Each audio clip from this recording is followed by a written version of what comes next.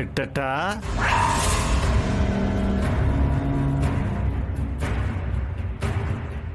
అరే రాజుగా మళ్ళీ చెప్పరా.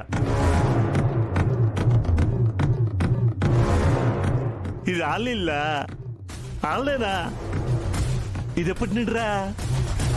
ఇప్పటి నుండే. ఈ రోజు నుంచి నువ్వు కొన్ని రోజులు మందు మానేయి, సరేనా? పక్కెళ్ళు.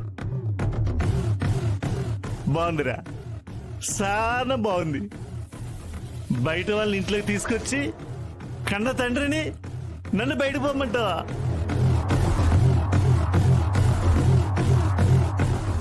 ఇంకి బాబు, అమ్మ శారదమ్మా, ఇది మీకేమన్నా బాగుండదో చెప్పండి.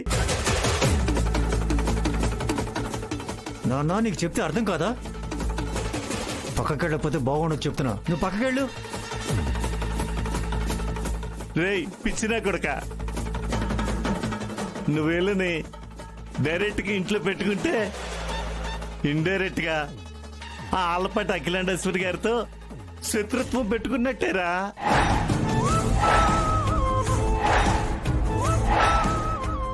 రేయ్ వాళ్ళకి భయపడి ఈ ఊళ్ళో వాళ్ళంతా వీళ్ళకి అద్దె కొంప ఇవ్వట్లేదురా.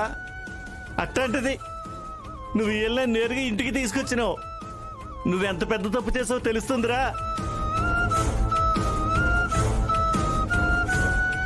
ఎంకు బాబు, అమ్మ శారదమ్మ, మీకు ఎన్నున్నా ఏమున్నా అది మీ ఇష్టం, మీ కష్టం. కానీ మేము లేనోళ్ళమమ్మా.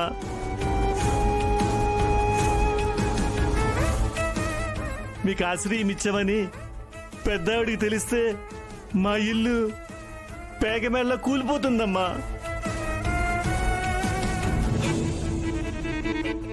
మీకు దండం పెడతాను, మీ కాలు పట్టుకుంటానమ్మా.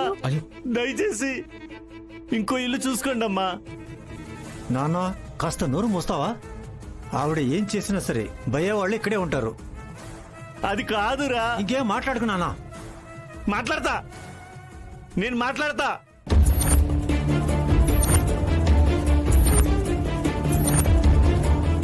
నా మాట వినకపోతే, నా మాటను కాదని వీళ్ళని ఇంట్లోనే ఉంచితే నేను చచ్చిన తొట్టారా.